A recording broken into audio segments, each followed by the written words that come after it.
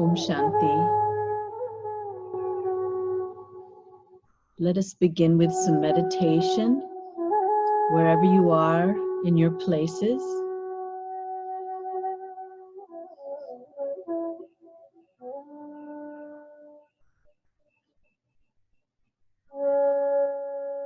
And to allow us to be really receptive for this next session, to just settle in our seat.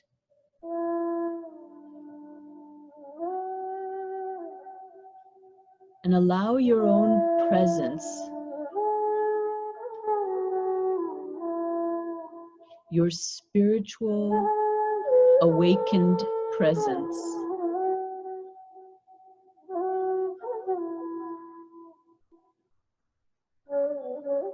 to be receptive to the environment in your room.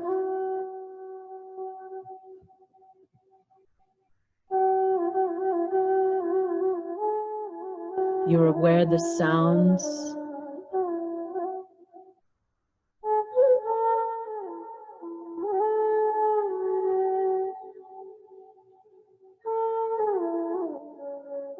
You're aware of the temperature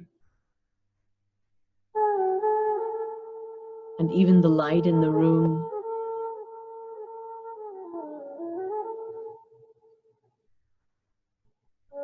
And this practice of being aware develops my own resilience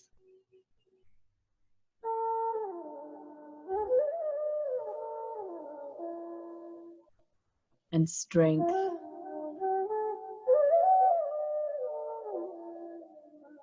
To manage my emotions and thoughts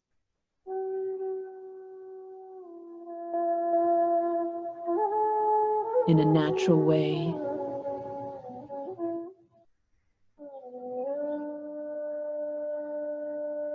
So let's take a nice deep breath in and exhale.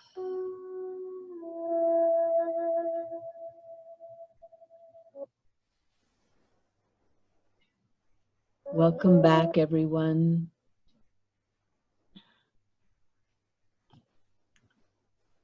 So I hope you had a nice time with the movement, with Padma. We will have another break with her and also have a session on pranic healing. She's a very experienced facilitator and sought after healer. So she's been practicing and teaching since 2008, but we'll get to know more about her gifts later on today.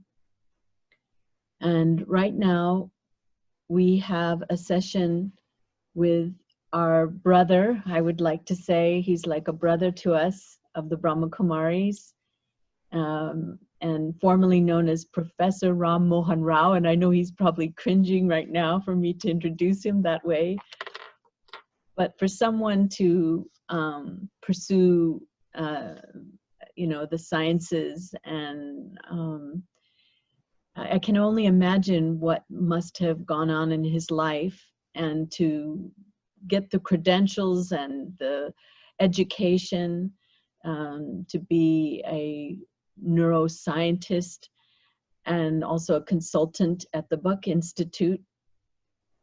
And he's done a lot of research and written many reports. And recently he's put out a book, interestingly, during this time of change and being sheltered in place. And so this lovely book, Good Living Practices, and I think, it's so timely, and it's a beautiful, very well written, and simple to follow, and to get your practices on developing that resilience, and not only spiritually, but also we need the help of a healthy mind and healthy body. And so today, Ram is going to guide us with good living practices, tools to surf the waves of change in these challenging times. But also just a little bit about him, if I may add. not only does he have this aspect of science in his resume, but his passion is actually in alternative healing. And so he is certified at the California College of Ayurvedic Medicine, and he teaches in their Nevada City location. He's also a dedicated Hatha yoga practitioner, and Ram has published several articles on yoga and Ayurveda. So he's a member of the NAMA and a member of the AAPNA. I'm not sure of these acronyms, but he is quite, I would say, the seeker of understanding the balance of these aspects of body, mind, and emotions and spirit. So please welcome Ram Rao. Om Shanti. Thank you, Sister Elizabeth. Can you hear me? Yes, perfectly. Thank you so much, Sister Elizabeth, for that wonderful introduction. Thank you to all the sisters of Anubhuti for providing this platform to us today. Thanks to Sister Kyoto for that wonderful music. Sister Denise for facilitating the meditation in the morning. And of course, for that wonderful lecture that she gave on balance and resilience. And to Padma for providing that energy session where we could move our energy throughout our body and mind. Now, Sister Denise actually spoke about balance and resilience. And the question is, where did we lose our balance and resilience, right? Our world, the present day world, is besieged with the pandemic. There's a lot of civil unrest. A lot of wars are being fought inside our country, outside of the country, between countries, border wars. And in addition to all that, we have natural calamities. And no one is happy. The economy is tumbling. A lot of the businesses have closed. A lot of events have been canceled. A lot of health concerns. And in our own little lives, the changes that we have brought about in our daily routines have created a lot of fear, worry, anxiety, anger, rage, depression, and so many other mental turbulence. And it's just not us, it's across the globe like never before. Everywhere there seems to be disease and suffering of some sort. Everyone is seeking answers to some of the most pertinent questions, but we are clueless and we're confused. Our minds are foggy and we have no clear answers. The one common question that we keep getting asked is, why should there be disease and suffering? And what is the cause of disease?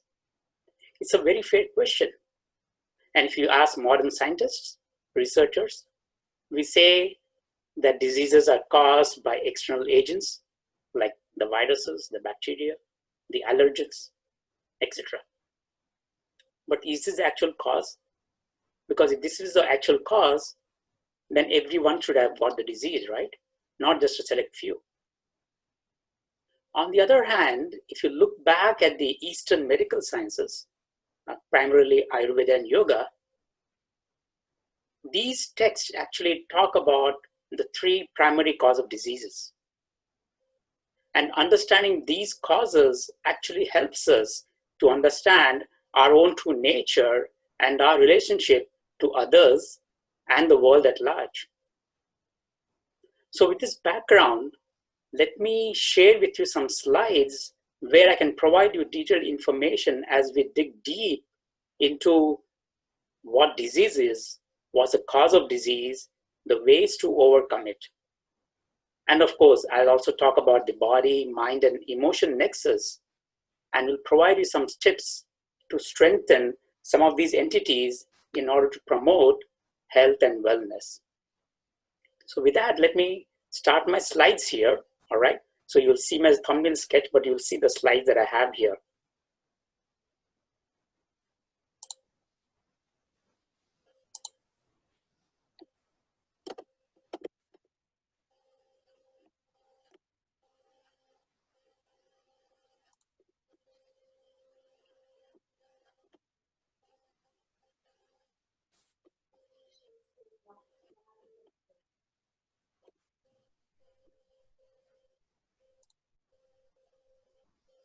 Share screen.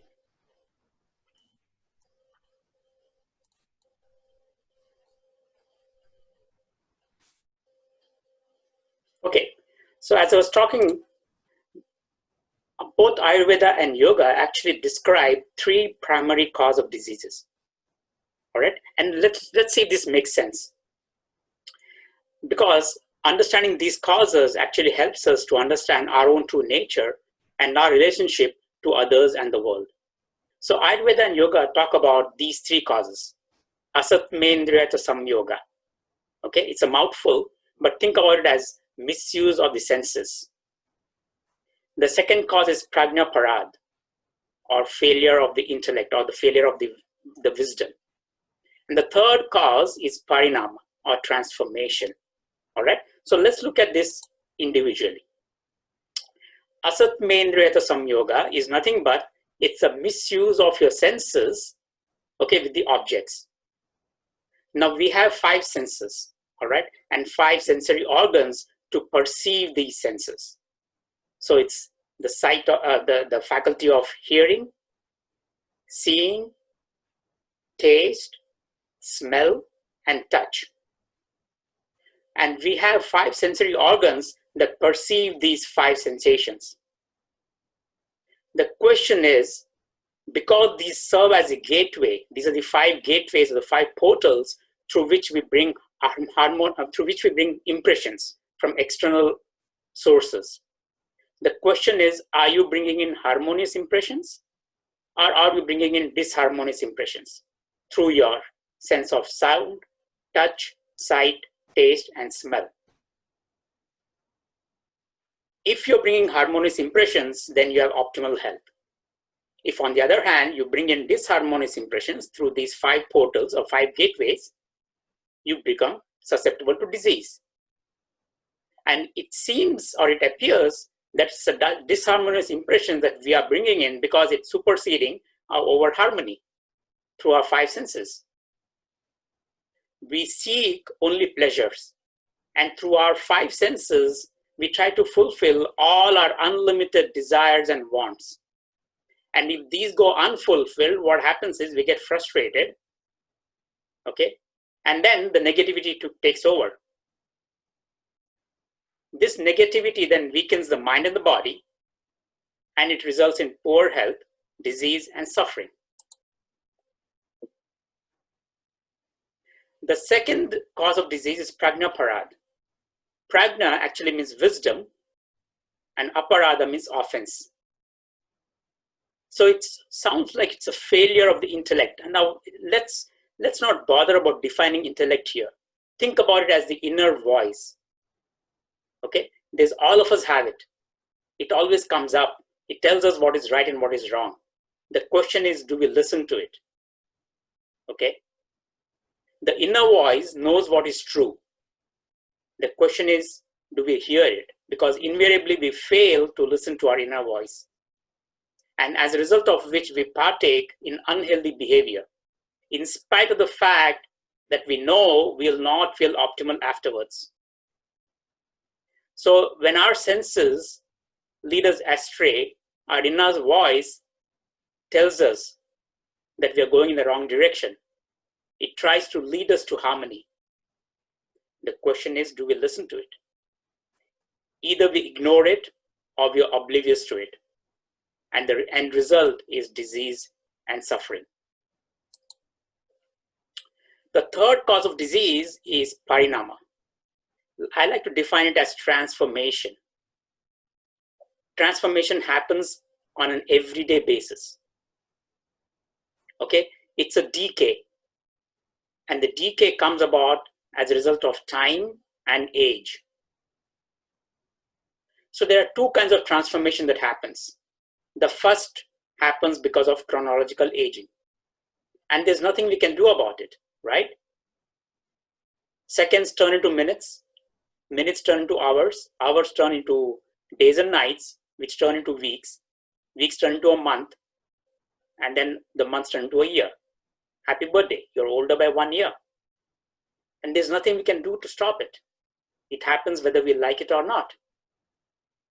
On the other hand, There's another aspect of transformation or parinam which I like to refer to as biological or cellular aging. And this biological or cellular aging actually refers to an individual's development based on certain cellular or molecular parameters. We are looking at the individuals as they are and as they function, and not when they are born. So biological aging actually is a set of processes that triggers deterioration of health and ultimately death as a function of chronological aging. Biological aging is actually impacted at 3 levels: emotions through negativity, mind through mental stress, and body through faulty physical routines and physical stress. Too much negativity, constantly engaging in mental stressful activities, faulty physical routines, and physical stress will all result in rapid transformation. There's accelerated tissue aging. This will lower the immunity both in the mind and in the body, resulting in morbidity or diseases and suffering. So what happens is we get caught up in life's daily dramas. Think about this and think whether this has happened to you. We get caught up in life's daily dramas. We perform all those actions that give us pleasure. And as this continues, we become more desirous. And as we try to fulfill those desires, we become attached to all those actions. And in the course of time, we start making incorrect choices. And as we make more of these incorrect choices, disharmony sets in because we are trying to absorb everything through the 5 senses. So disharmony sets in. And when disharmony sets in, there's a breakdown of the physical, mental, and emotional nexus. And this then spirals into a loop of negativity, mental disturbance, and physical instability. This results in disease and suffering. So understanding the 3 causes is actually paramount for optimal health. Now, clearly, all of us want to live healthy. We all want to be happy and we all want to have a longer life. The question is, why as a society are we not achieving these goals? And the biggest problem is this: all these so-called health and wellness programs that are out there are incomplete. They are missing vital components. For example, now books on diet will tend to emphasize only on food, and they do not talk about physical, mental exercise, or they don't talk about emotions. Programs on physical exercise will usually focus on the benefits and techniques of exercises without describing what is needed to eat and how to address our emotional status. Similarly, any advice on emotions provides tips and interventions, but they do not typically integrate physical practices. So what happens is disease, poor health, and suffering primarily arise when the emotions, the mind, and the body are out of alignment and they function independently of each other. In other words, if you only focus on your body and pay very little attention to your mind or emotions, you are inviting ill health and suffering. For instance, let's say you're reading a book about how to maintain how to practice a good diet or how to maintain a good diet. If you read the book and follow it, yes, you may have done a good job, an excellent job in improving your health status, maybe your weight, maybe your blood pressure, maybe your cholesterol levels. But the question is, if you do that without engaging in physical exercise, or if your mind is always filled with emotional turbulence or negativity, or you find yourself sitting in front of the television every night with very little physical activity, what happens is in all these cases, you have addressed only a fraction of yourself. I call this a fractionated life. And leading a fractionated life actually promotes rapid biological aging.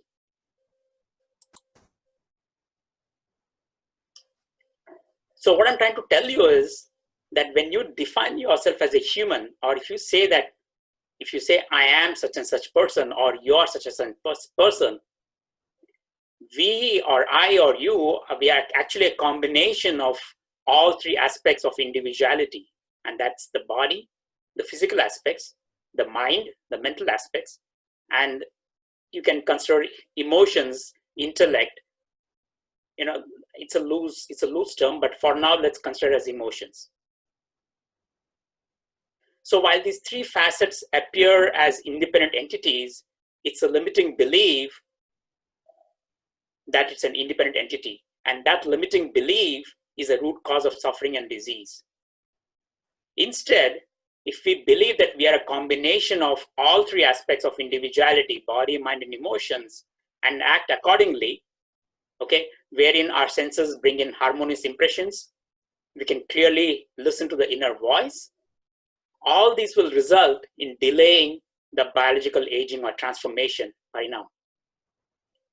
This then leads to a harmonious life with significant increased protection from illness and disease.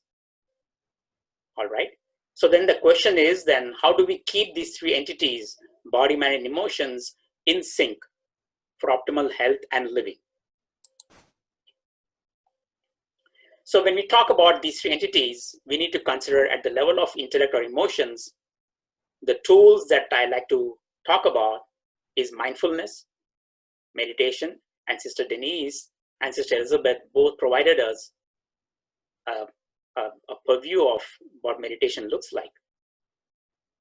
Along with that, you need to have a good conduct and you need to overcome negativity. At the level of mind, I like to consider it as brain as well, because the brain I like to consider here as a subtle aspect of the mind, or the mind is a subtle aspect of the brain, the other way around. All right. So when we talk about brain or the mind, think about sleep, selfless service. In Raja Yoga, we call it seva, and mental exercise. And in the physical body, we bring in optimal digestion or good eating practices, good oral hygiene or hygiene in general, and physical exercise. All right. So let's go deeply into some of these topics. So as Sister Denise alluded, good emotional practices actually involves using suitable tools to perceive, understand, control, evaluate, and express emotions. What happens is this enables us to be aware of life's daily dramas. It helps to control our emotional upheavals, and it allows us to act effortlessly to experience complete joy and peace. And one of the tools that encompass good emotional practice is meditation or stillness. Now, there are many types and forms of meditation, and the benefits are manifold. There are hundreds of evidence-based studies to show what happens to the mind, to the emotions, and to the body. Benefits when we meditate. The problem is, a lot of people, when they think of meditation, they are a little scared. And the reason is because meditation conjures in their mind something about a person to have shaved their head, to wear orange robes, and to be sitting in a corner, all right, away from the mainstream life. That is one section of meditators. But in your day-to-day practice, you don't have to shave your head, you don't have to wear orange robes, you don't have to sit in the corner. Every activity that you do, starting from the time that you get up in the morning till the time you go to bed in the night, every activity that you do, you can include meditation in that. You can include that as a meditative act. The reason is meditation actually encompasses three tools: undivided attention, focus, and awareness. And you may not realize, but these three aspects, attention, focus, and awareness, were with you. Imagine the time when you first appeared for your exams or for your first job interview. Or if there's some musician like Sister Kyoto, think about the time when you're playing a musical instrument. Or think about the time when you're when you're drawing or painting. In all these activities, there was an undivided attention, there was a focus, and there was awareness. That is meditation. In yogic meditation, we don't involve ourselves in any activity. All we do is we focus on our breath. So our attention, our focus, and our awareness is on the breath.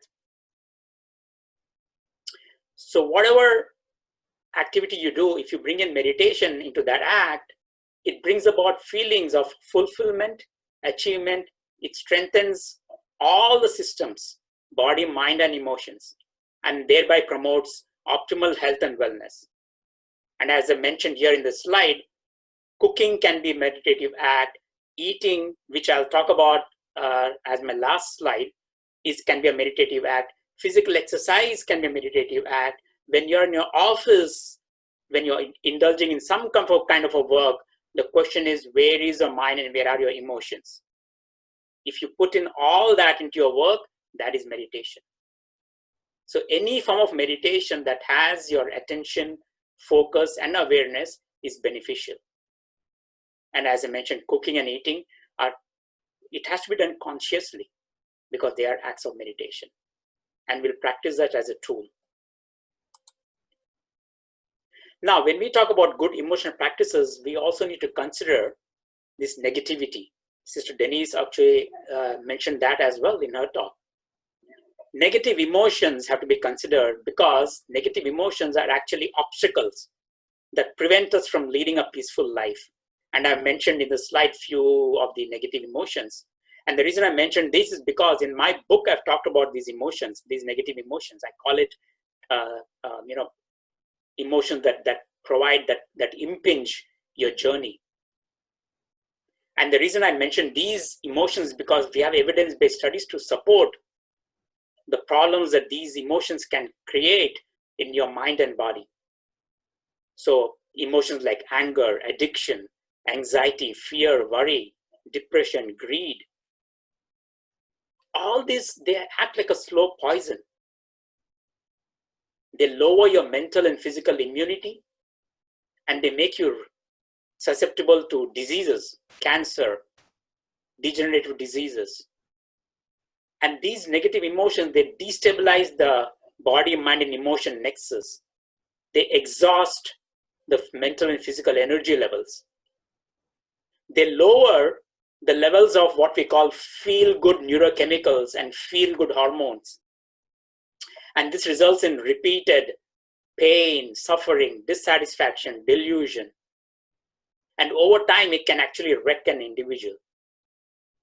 So overcoming these deterrents, as I mentioned in the book, overcoming these deterrents is the key to living a peaceful, fulfilled life at all three levels: body, mind, and emotions. On the other hand, having a good conduct comes from cultivating positive emotions. And that includes, as I mentioned here in the slide, contentment, honesty, forgiveness, nonviolence, loving kindness. There are hundreds of studies that show that practicing these virtues helps to welcome desirable thoughts that fetch unlimited happiness, satisfaction, clarity, and joy. These positive emotions provide immense physical and mental benefits, and it's also a key predictor in leading a happy and healthy life.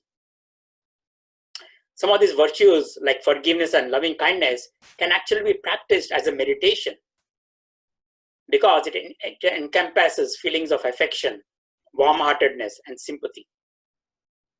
So the way you do this, and the way Padma and I do it, and then when we teach our students, what we do is when we sit to meditate, we focus and direct our attention to the receivers, to all those who need that energy, the subtle energy. And then we say we provide forgiveness or we provide loving kindness. This can be done to anybody who needs it: parents, siblings, friends, teachers, even your pets, anyone who needs support. And as you direct these forgiveness or the loving kindness, intend that that positive energy will be sustained. So it gives the receiver everlasting peace, good health, and wellness. And in turn, it brings about those same positive changes to you as well, because you are the doer. So to live harmoniously, you must practice these virtues at all levels, through your thoughts, your actions, and words. This not only creates integrity and harmony for yourself, it also provides a platform for an honest and open communication with everybody else. By practicing these virtues, you will not only enjoy enhanced mental and physical well-being, but also provides a fulfilling and meaningful life.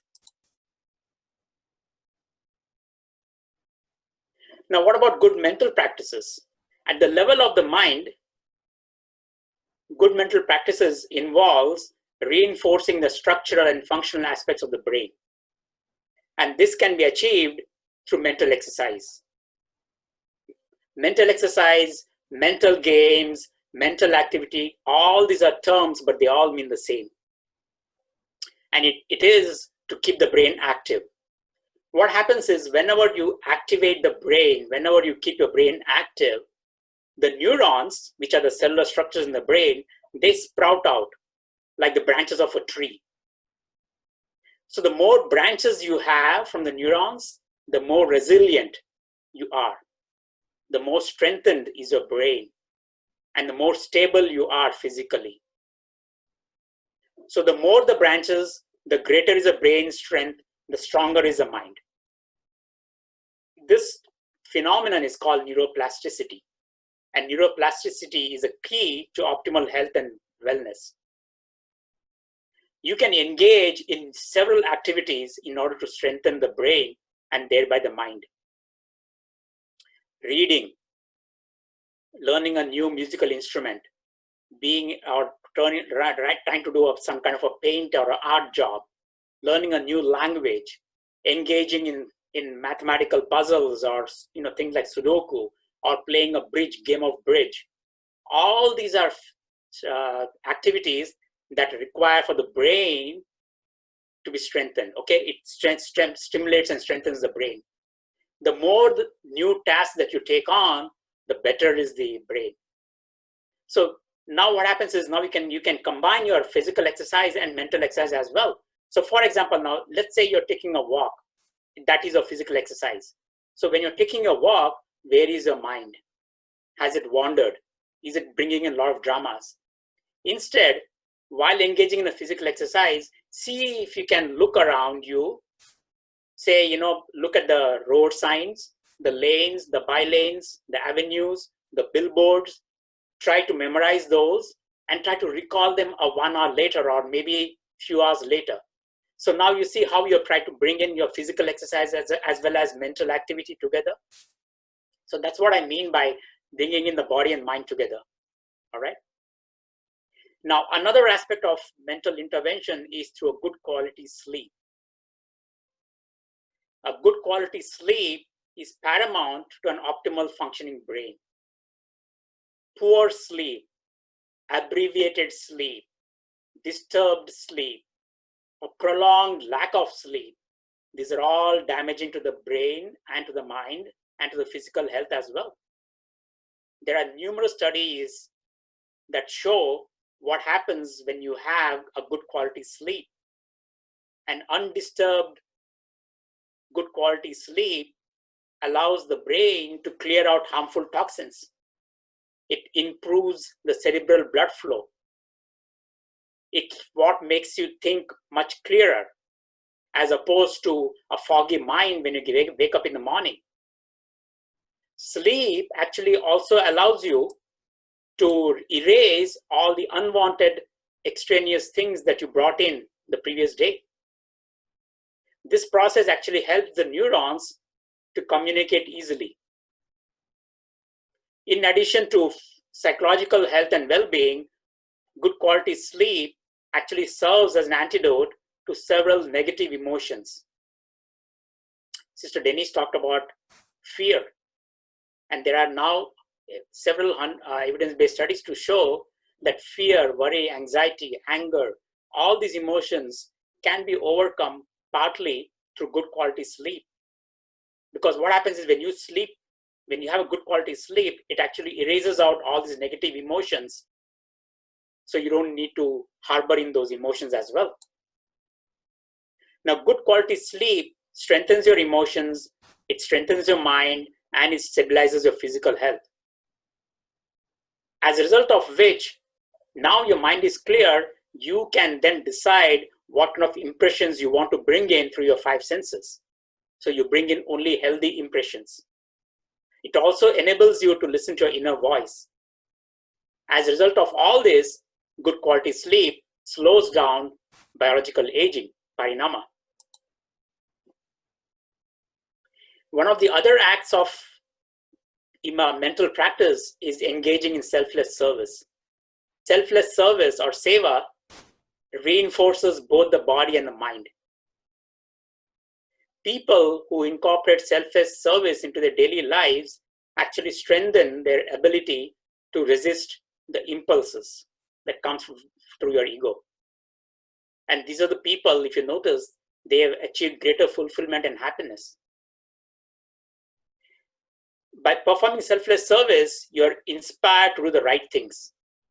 You're less impulsive and you're not driven to act on knee-jerk or selfish urges. Selfless service, actually, if you do it with a pure devotion, that actually is another meditative act. When you do it with that meditative act, you are contributing to your psychological health and well-being. Selfless service strengthens your emotions, it strengthens your mind, it stabilizes your physical health, and improves the overall quality of life. It improves the immunity at the level of mind and the physical health as well. Selfless service doesn't mean writing a check and mailing it. Okay, selfless service is much better if you actually strive for it, if you make an effort towards it. So getting up, going, stepping out, maybe if you're feeding somebody, preparing some fresh food or buying some fresh food and then going and feeding those people. Okay, that to me is actually a better case of selfless service rather than writing a check and mailing it. Both are good, but this one is much better because you're engaging your body, you're engaging your mind, and you're engaging your emotions as well when you actually do it yourself, when it's bound with action. Selfless service, and there are evidence-based studies to support this as well, it allows you to draw healthy impressions to the five senses. And again, when you engage in selfless service, you are listening to your inner voice. And all this then results in slowing down the biological aging, transformation, parinama. And guess what? In this situation of the pandemic, there are so many avenues that can engage in selfless service. And we hear of so many people doing all kinds of selfless services. In my book, I've written a bunch of things that you can do, acts of selfless service.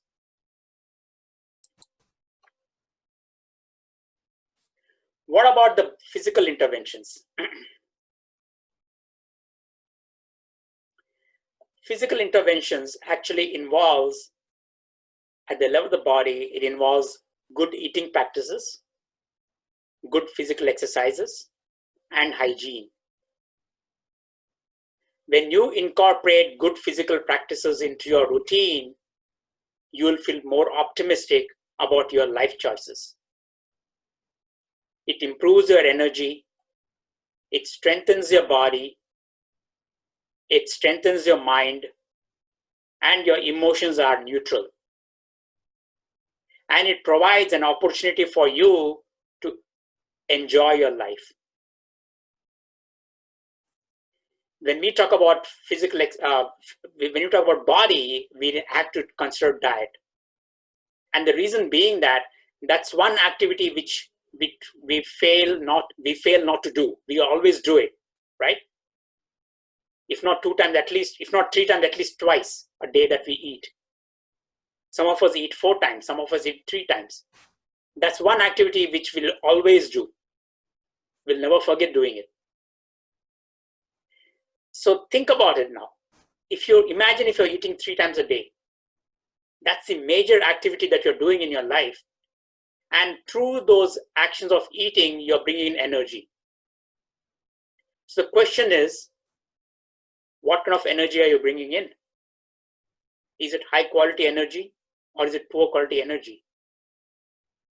Because ultimately it's about building immunity at the level of body and mind, okay, and building stability at the level of body and mind. So your guide or your key to optimal health and wellness begins at the level of the kitchen. The kitchen is not any room. It's to be considered as one of the holiest of all the rooms. If you have an altar, then of course that room becomes another holy place, but the kitchen is what is I consider as the most holiest of places. Because that's where you're building your life. That's where you're building yourself. And when you define yourself as I am so and so, it's because of the energy that comes from the kitchen where you prepare your food. And when you consider yourself as I or you, we are or I am what, when, how, where, and why we eat. The what becomes very important because it's all about nourishing yourself. So what are you eating? High quality, unprocessed, organic, freshly prepared food that has an optimal serving of carbs, proteins, fats, veggies, fruits, and nuts. When do you eat? Timing is extremely important. We have published a lot of work on this. Others have published a lot of work on this. Excuse me. There's a lot of evidence-based studies to show why timing of the food is very important.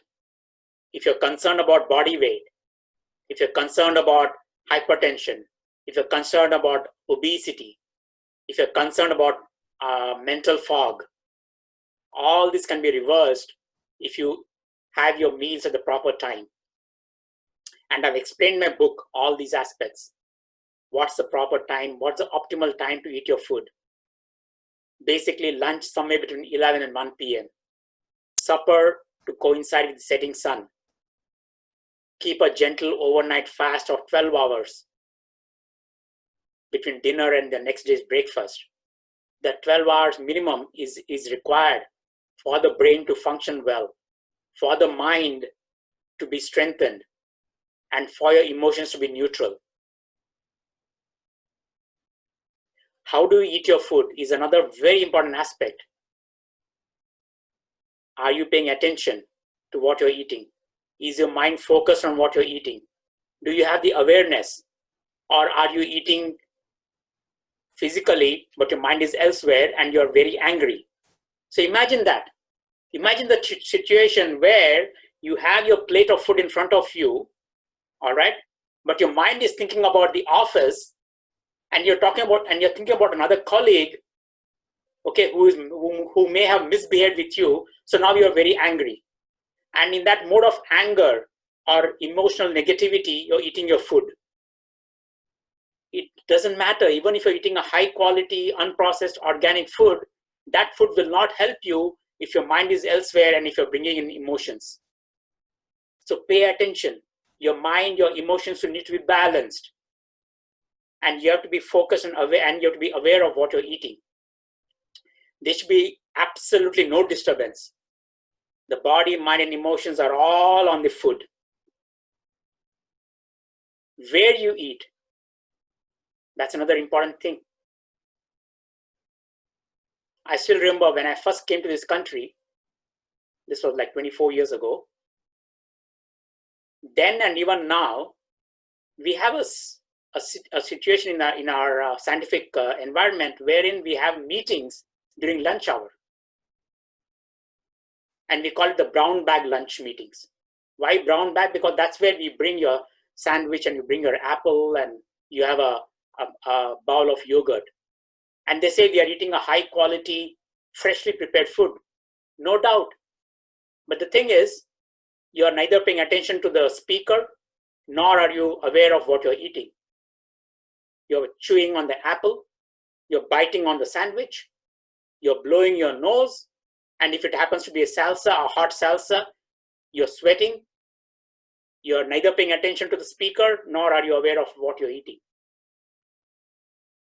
So those kind of lunch meetings should be totally, either it should be abolished, or you should, if it's okay for you as a manager or something, or if you can speak to your manager, don't try to eat your meals when you have a meeting. So you have to be very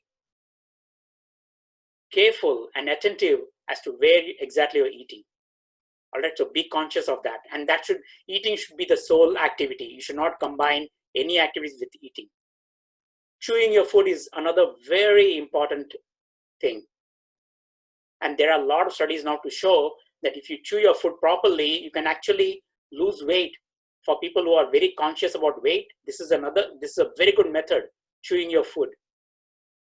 And as a neuroscientist, we have seen papers where they talk about Alzheimer's disease or memory loss that comes in those patients who actually do not chew their food. You may wonder how a physical activity is linked to the brain. I have provided that connection in the book. Just read that. So chewing your food is extremely important. Try to avoid snacks. Follow your meal timings. Keep gaps, at least a 3-hour gap. And then why do we eat? I know the common question is, I live to eat, or I love to eat, whatever be it. But it's just not about living long. It's using that food's energy to actively pursue a worthy goal that benefits society. Because if you do that, then you'll find great meaning in your existence and you have a reason for living.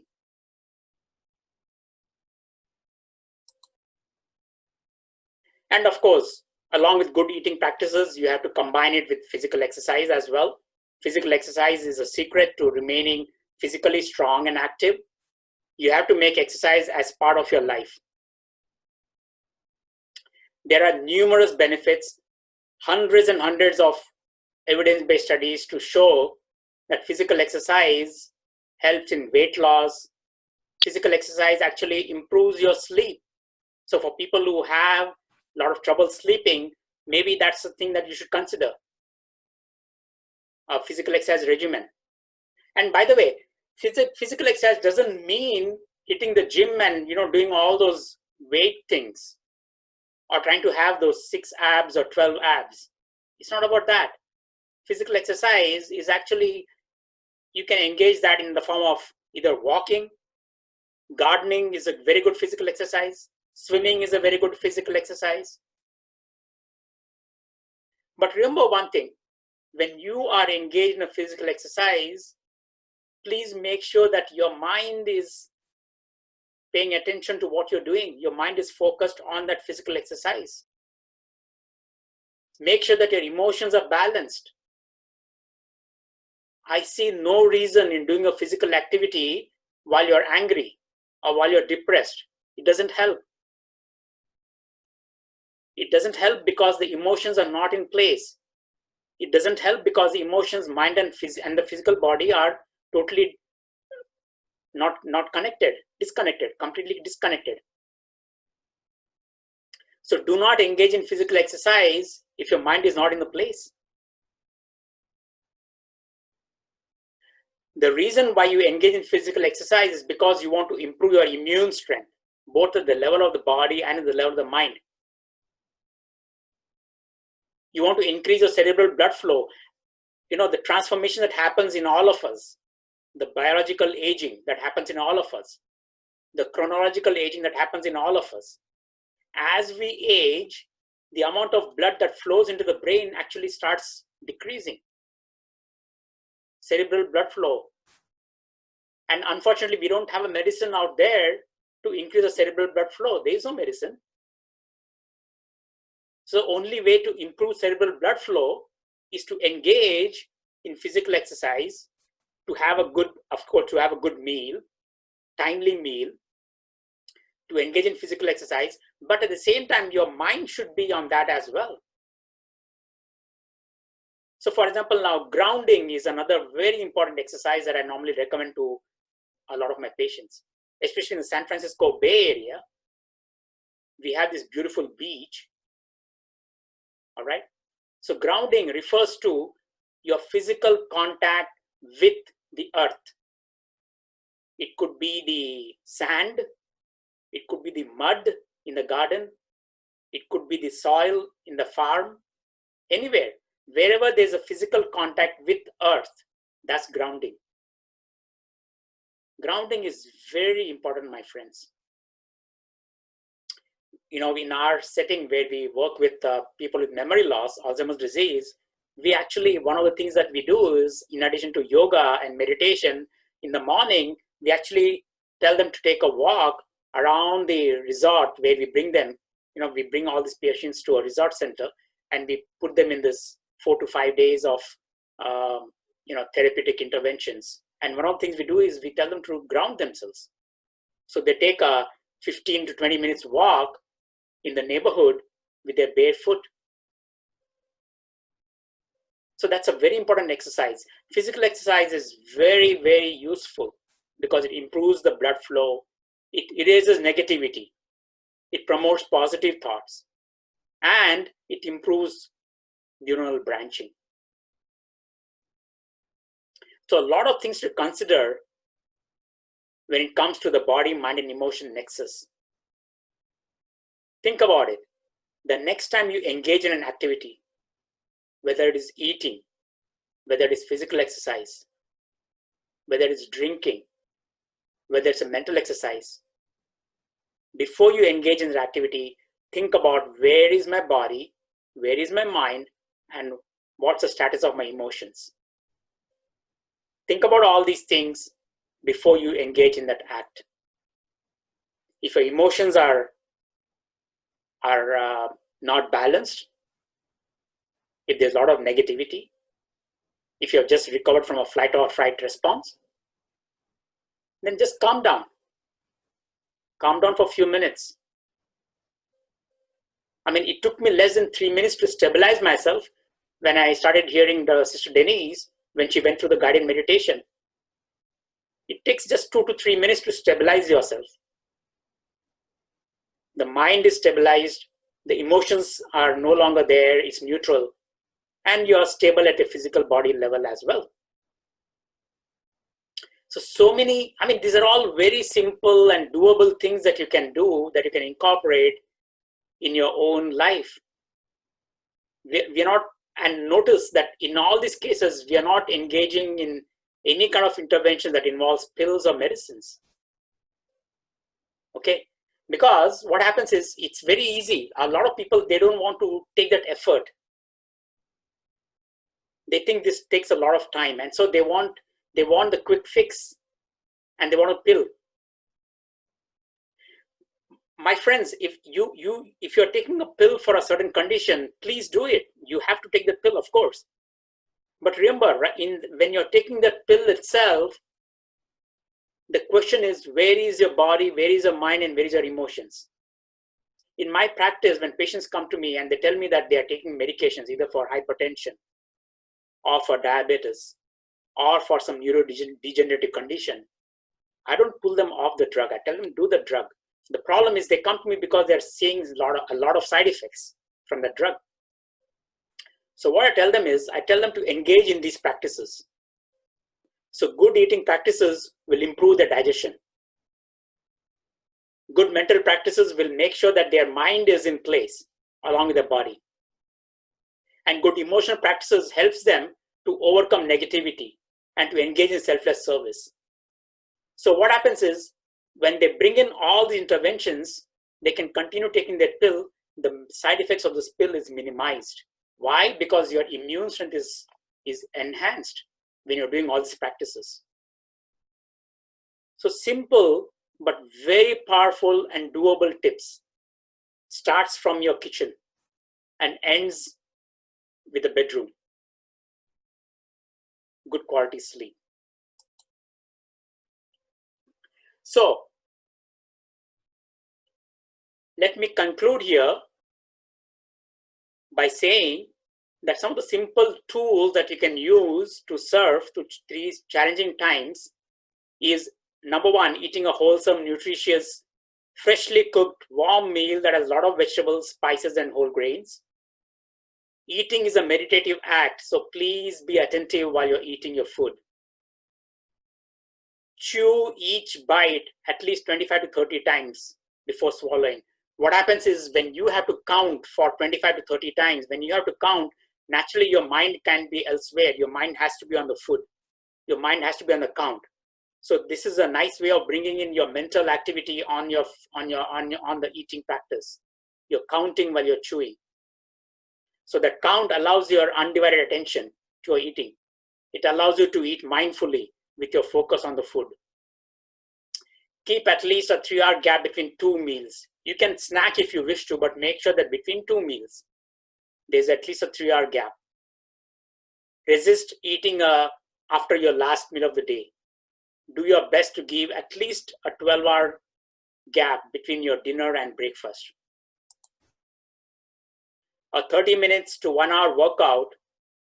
The workout could be physical exercise, it could be yoga, it could be swimming, it could be cycling, anything. You can incorporate that either in the morning or in the afternoon. Please just don't stop there. Please don't engage in good eating practices and stop right at that. You have to engage in good mental practices. And when I talk about mental practices, make sure that you are doing your mental exercises. Make sure that you are engaged in some kind of a selfless service. In the afternoon, Padma is going to talk about, when she's going to talk about pranic healing, one of the things that they do in pranic healing is teething. It's extending your hand to bring down the suffering. Imagine if all of us engage ourselves in some selfless service, sacrificing our time and effort in performing the selfless service. The world will definitely be a better place. You don't have to shell out all your savings. Even $1 that you can give to a person who is in need helps in some way.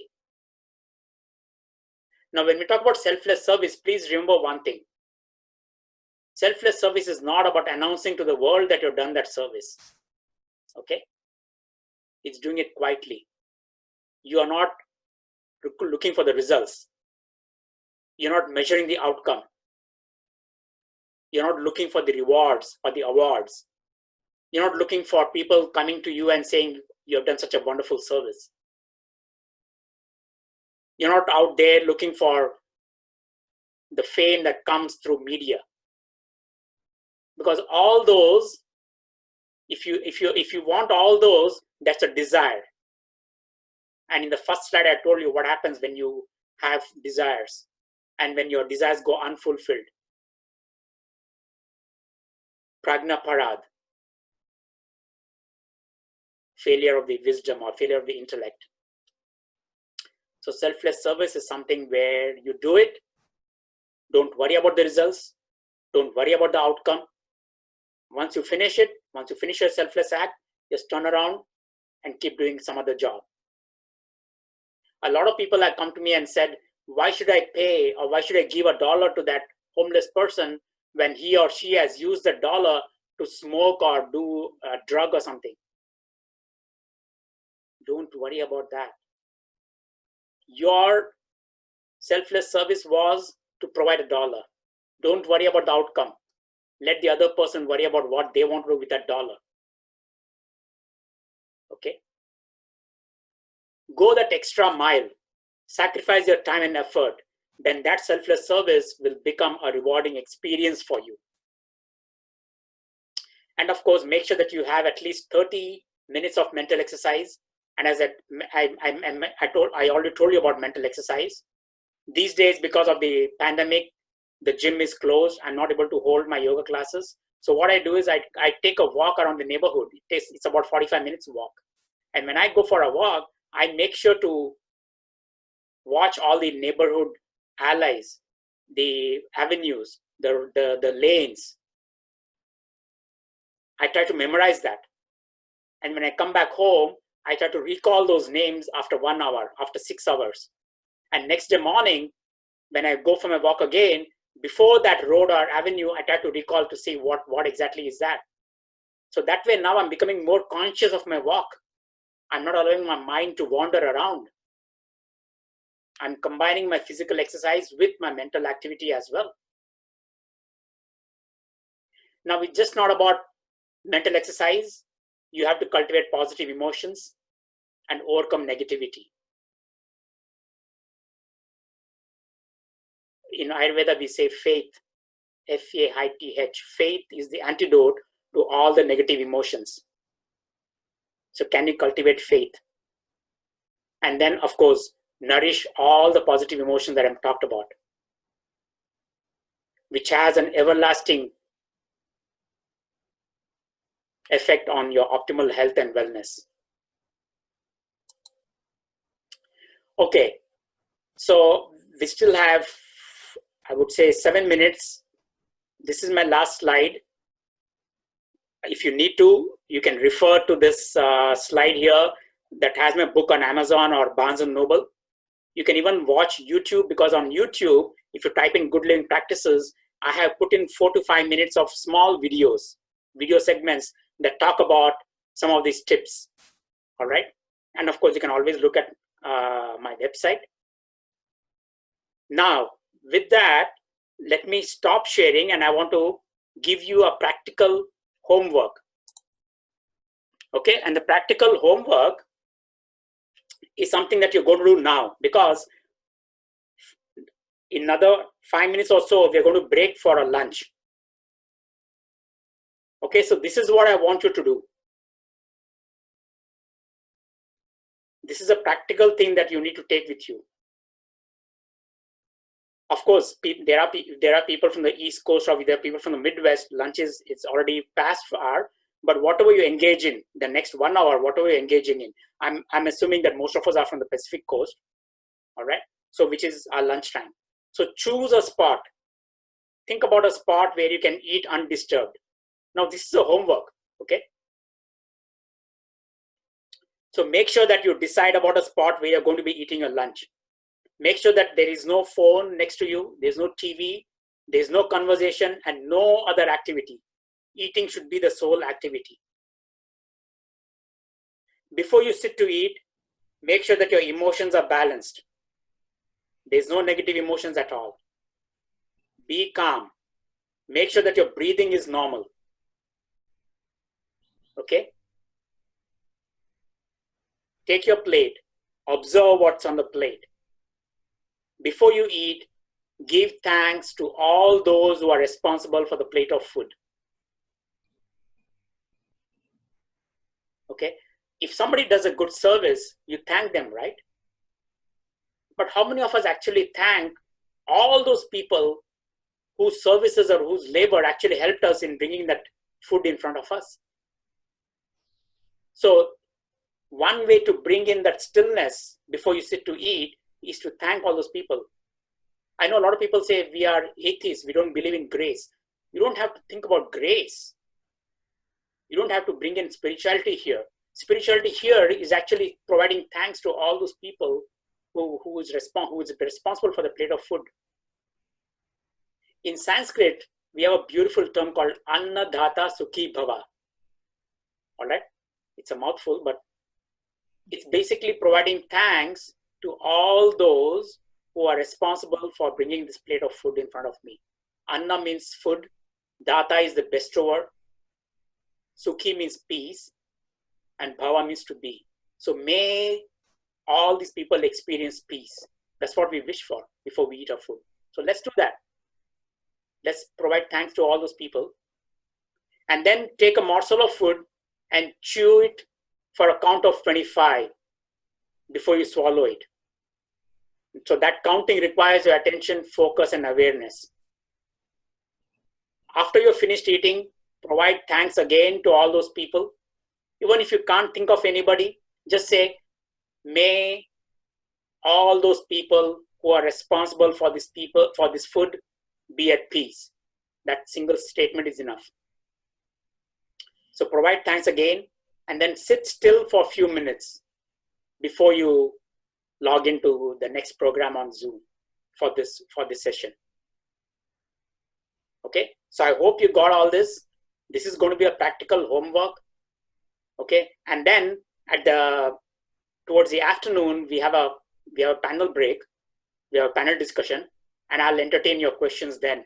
And it would be nice if some of you can actually provide your experience about how you felt when you did this. This is a big change. I don't think most of us do this. So take this as a homework, do it now, record those observations, and bring your questions to the class. All right. So with that, my dear friends, thank you very much. I hope you had an entertaining talk. I hope you were able to inculcate a lot of these things that I brought about. And if you can practice them, if you can inculcate them, if you can bring them into your own body, mind, and emotions, that'll be awesome. Okay, that'll provide you a lot of the tools to surf through these untiring, disturbing, trying times. All right, and then gone will be the question as to why am I suffering or why am I having this disease? Because there's no question of having any disease in the first place if you do all these things. All right. So thank you, everybody. Good afternoon, good evening, and for those in the Pacific zone, have a good lunch. Namaste. Thank you so much. Thank you. Yes, Ram. I don't know, are you aware right now of the silent applause from the hearts of everyone on this video call? And also on Facebook, we have an audience too. And you can just feel that it's from a life experience, you know. And I know with working with Ram and Padma, what a team over the years that our path crossed. And over the years, I've just seen how no matter what challenges you as a team go through, it's only made you more resilient and stronger. And I can feel that when you are explaining how to go through these situations, that confidence, and I can see it in your eyes, you know, that it comes down to being aware. Awareness, awareness, awareness. I mean, as you walk, play the game of awareness. Yes. As you eat, the game of awareness. Yes. And as you sleep, and make it a game, make it as interesting and intriguing. Thank you so much. And I know everyone must be echoing the appreciation for both the Padma's exercise, but we'll hear more about pranic healing too after lunch. So please keep in mind some questions for the panelists. So for Sister Denise on Raj Yoga meditation, building resilience, courage she spoke of, balance and strength, how to empower the self. And then with the body, the capacity of the body, the mind and emotions, how to make that vibrant and healthy. And then we'll go into the energy fields and how to, you know, I'm really amused at how we get so identified with particle, isn't it, Ram? You know, we get so much being, I love that little, I wrote notes here and how you put, you know, identity, you know, who am I? And then I also kind of coined it like we identify so much with what we do. Yep. And let's really enjoy our lunch and let's experiment together and then see what questions might pop up for you that might be really unique and different. Yes. So please delve into some experiences that you may have, and we'll have some time for sharing and questions later on today. So we'll see you back at 2 o'clock. I'm going to keep this stream going and I'm going to post the schedule after this, and some of the links that you had provided, I'll also put that in there as well. So Om Shanti, and we'll see everyone back at 2 o'clock Pacific time. So thank you so much. Thank you. Okay. Om Shanti. Om Shanti.